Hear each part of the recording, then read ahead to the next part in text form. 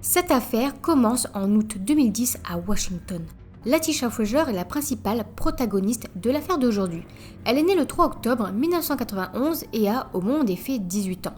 Elle est diplômée de la Crossland High School et ses parents se nomment Caroline et Barry Frazier et elle a toujours été proche de ses parents, de sa famille. Ses proches la surnomment aussi Tish ou Lil Pooh qui veut dire petit ourson. Au moment du drame, elle a une petite fille de 3 ans qui s'appelle Diamond et sa fille est tout pour elle. Elle s'est d'ailleurs fait tatouer son prénom sur son bras droit. Et je ne sais pas du tout si elle a un petit copain au moment des faits ni où il est. En tout cas, à l'âge de 18 ans, elle a pris son indépendance en quittant la maison de ses parents et vit alors désormais avec sa fille au bloc 4200 de South Capitol Street. Elle travaille aussi alors dans un McDonald's à Oxon Hill dans le Maryland, mais elle envisageait aussi à reprendre des études pour se lancer plus tard dans une carrière dans la cuisine. En tout cas, sa mère Caroline la décrit comme une jeune femme responsable et travailleuse. C'est vrai, elle est indépendante, elle a la tête sur les épaules malgré son jeune âge, elle aime aussi profondément sa fille et elle ne semble pas avoir de problème dans sa vie. Le 2 août 2010, soit le jour du drame, Latisha a quitté son travail au McDonald's dans l'après-midi, mais malheureusement n'est jamais rentrée chez elle. Personne ne l'a plus vue après qu'elle a quitté son travail. Sa famille a alors rapidement signalé sa disparition et c'est le 4 août qu'elle a officiellement été considérée comme personne disparue. Une enquête a alors été ouverte. Mais c'était très étrange sa disparition parce que c'était une jeune fille responsable, travailleuse et surtout elle n'aurait jamais abandonné sa fille. Donc où était-elle et surtout que s'était-il passé ? Du coup, pendant 5 longs mois, sa famille l'a cherchée activement, distribuant des tracts, contactant les médias locaux pour faire savoir sa disparition. Ils l'ont cherchée sans relâche. Les journées de sa mère, Caroline, ressemblaient en fait à ça. Emmener Diamond à la garderie, travailler ensuite, collaborer avec la police, puis distribuer des dépliants. Ces journées, pendant 5 mois, c'était ça. Et Latisha avait littéralement disparu. Personne ne savait ce qui s'était passé, si elle était morte ou encore vivante. Mais pour ses parents, ils savaient que quelque chose de dramatique s'était produit, tout simplement parce qu'elle ne serait jamais partie, encore une fois, en laissant sa fille. Du coup, durant 5 mois, il n'y a eu aucune avancée dans l'enquête jusqu'à la fin du mois de janvier 2011. À ce moment-là, la famille de Latisha commence à recevoir des messages anonymes menaçants sur Facebook. Ces messages proviennent du compte Latisha Monique Frazier. Mais ce n'est pas le compte personnel de Latisha, c'est un autre compte qui a été créé par un inconnu et qui a utilisé son nom. Et Monique, c'est le deuxième prénom de Latisha. En tout cas, cette personne a envoyé des messages de menaces aux membres de sa famille. Par exemple, un de ces messages disait « Ta sœur est morte et a disparu. Je te surveille, tu es la prochaine sur la liste. » Donc c'est un message que la sœur de Latisha a reçu, c'est horrible, c'est violent. Et la famille a reçu d'autres messages de ce type et ils étaient tout aussi violents. Un autre exemple, un autre message. Des parties du corps sont à Walk Creek, arrêtez de distribuer des dépliants, nous les avons tous fait disparaître. Du coup, à la suite de ces messages, le compte a été supprimé par Facebook et on n'a jamais su qui les avait envoyés. En tout cas, ces messages affirmaient qu'elle avait été assassinée et que son corps avait donc été jeté à Walk Creek. La police est donc rendue à cet endroit, à regarder, à fouiller, mais n'a rien trouvé, aucune preuve, aucun indice, aucun élément en lien avec Latisha. Mais par la suite et très rapidement, il y a eu un nouveau tournant dans l'enquête et c'est ce tournant qui résoudra cette affaire. C'est le 22 janvier 2010 qu'un jeune homme du nom de Brian Gator, 23 ans, a été interpellé par la police pour une accusation sans aucun rapport avec l'affaire Latisha. Il a été interpellé pour un simple délit. Sauf que je ne sais pas comment ils en sont venus à l'affaire Latisha, toujours est-il qu'il a admis avoir été présent, lui et des amis, avec elle le jour de sa disparition. Ils étaient tous réunis dans son appartement. Et au final, à la fin de l'entretien, il a tout avoué. Il a donné beaucoup d'éléments sur cette affaire, il a donné des détails, il a donné des noms, il a tout dit concernant la disparition de Latisha Frazier. Finalement, après son témoignage, la police a alors arrêté 6 personnes, dont lui. Il y avait 3 filles et 3 garçons et ils étaient tous très jeunes, ils étaient seulement âgés de 16 à 23 ans. Les 3 filles étaient alors Annika Nelson qui a 16 ans, Cynthia Proctor 19 ans et Lanny Bell 17 ans.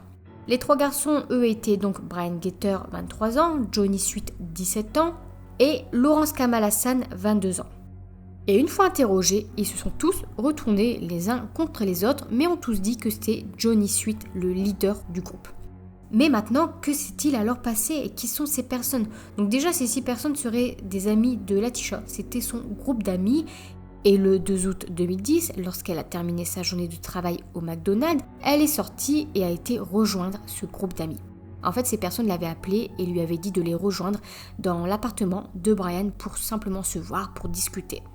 Mais lorsqu'elle est arrivée à l'appartement, dans le bloc 1700 de Trenton Place exactement, elle s'est retrouvée avec Johnny Sweet, tandis que les 5 autres étaient dans une chambre de l'appartement.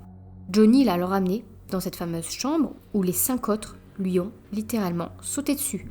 C'est là qu'ils l'ont brutalement frappé, ils l'ont battu, ils l'ont piétiné, coup de poing, coup de pied, et plus tard, une tache ressemblant à du sang a d'ailleurs été retrouvée dans la chambre sur le tapis et le sol.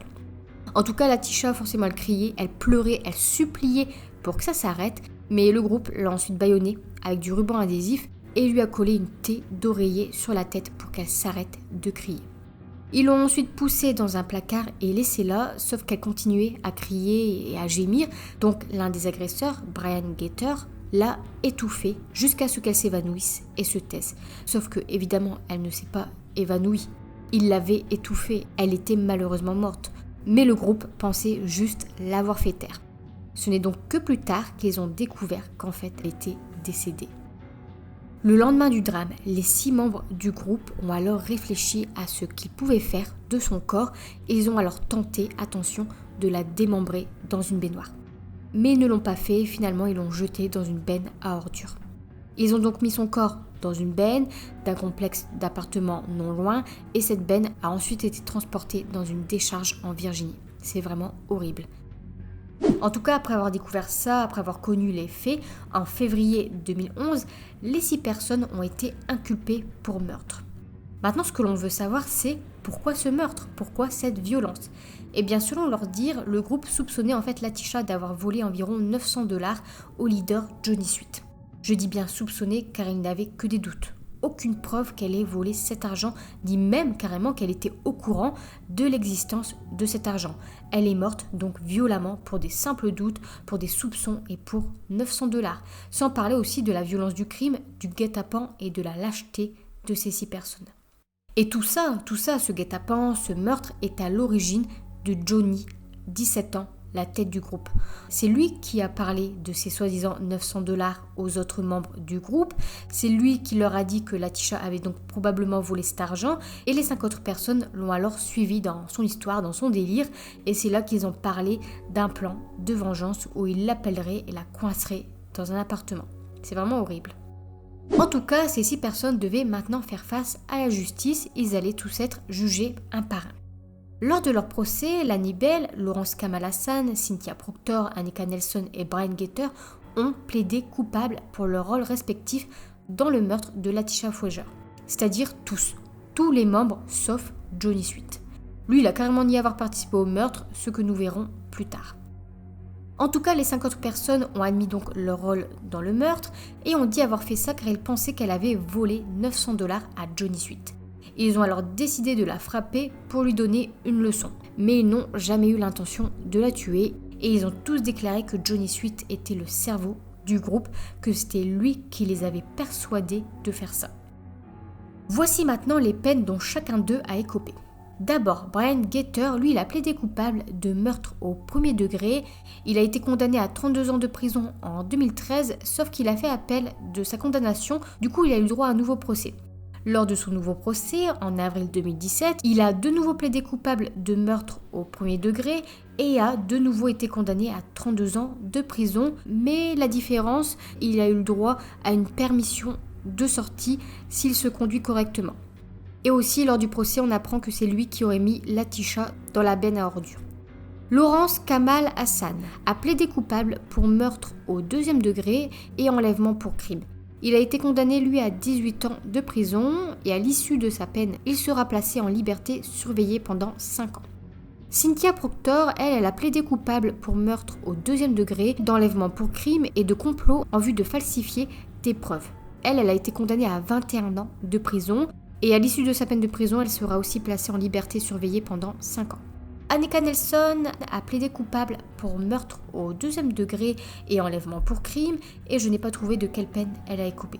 Lani Bell a plaidé coupable d'enlèvement et a été condamnée à 3 ans de prison et lors de sa condamnation, elle était étudiante en soins infirmiers à l'université Trinity. Une tierce personne dont on n'a pas encore parlé pour le moment, Antoine McCullough, 27 ans, a aussi été jugé pour avoir apparemment aidé à se débarrasser du corps de Latisha. Il a donc plaidé coupable de complot, de falsification de preuves et il a été condamné à 2 ans de probation. Enfin et pour terminer, Johnny Sweet, lui, comme je vous le disais, il a clamé son innocence. Il a nié avoir participé au meurtre, il a nié savoir quoi que ce soit. Il a donc plaidé non coupable. Pour autant, on lui a quand même proposé 2 accords de plaidoyer, car il risquait la prison à vie.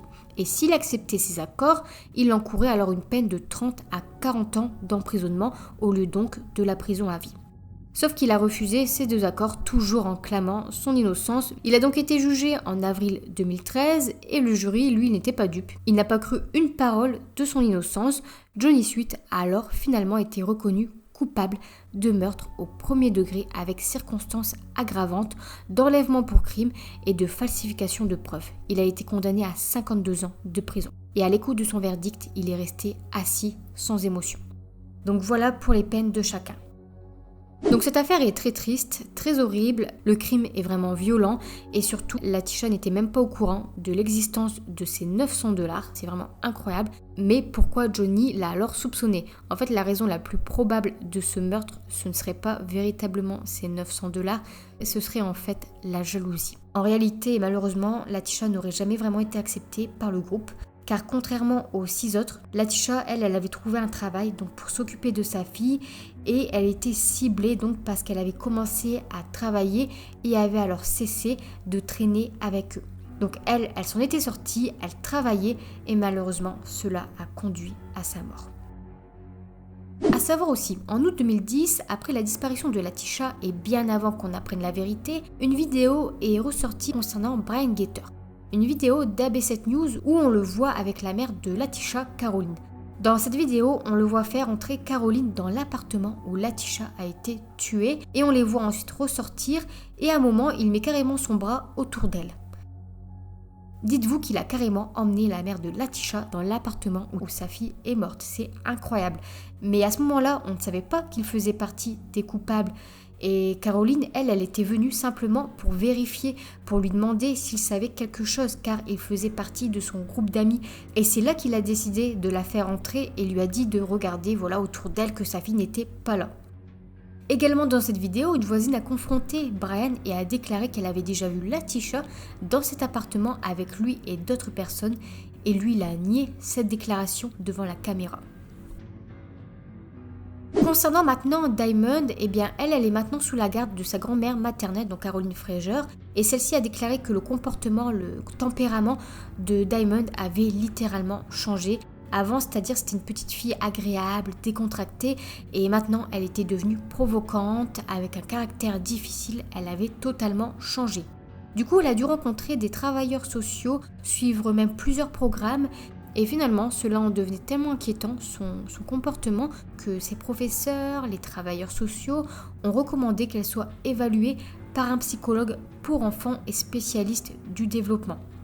C'est très triste, elle était très jeune, au moment du drame, elle avait 3 ans, elle ne savait pas exactement ce qui s'était passé, mais elle avait compris, sa mère avait disparu du jour au lendemain, elle avait vu les recherches, elle avait vu que sa mère passait aussi à la télévision, elle avait vu des policiers passer, elle avait compris malgré tout, elle avait senti que quelque chose n'allait pas.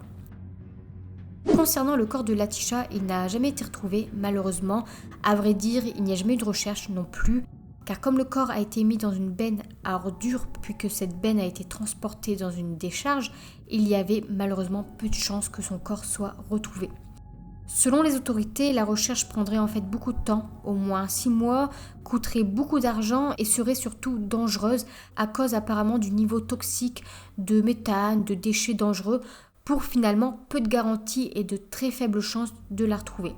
Car quand on a découvert ce qui s'était passé, son corps était en état de décomposition depuis déjà un long moment, depuis 5 mois, et depuis il y a eu des tonnes de déchets et d'ordures qui se sont ajoutés à la décharge. C'est très triste. Et selon la police et les procureurs, les restes de Latisha seraient enterrés à 60 ou 70 pieds sous la surface. Du coup voilà, c'était compliqué d'entamer des recherches. Mais je trouve ça horrible, très triste, car pour les proches, ça a dû être très dur, très difficile à entendre, savoir qu'il n'y aura pas de recherche, que le corps de son enfant ne sera jamais retrouvé, et qu'il est et restera dans une décharge. C'est horrible, savoir qu'elle ne pourra jamais non plus avoir d'enterrement, de sépulture. Vraiment, ça me brise le cœur. Du coup, vous voyez où la réussite, ou le fait de s'en sortir a mené Latisha. Vous voyez à quoi ressemblait la jalousie de ses amis. En tout cas, merci d'avoir suivi cette vidéo. J'attends comme d'habitude vos retours et commentaires sur cette affaire. Prenez soin de vous et on se retrouve la semaine prochaine pour une nouvelle vidéo.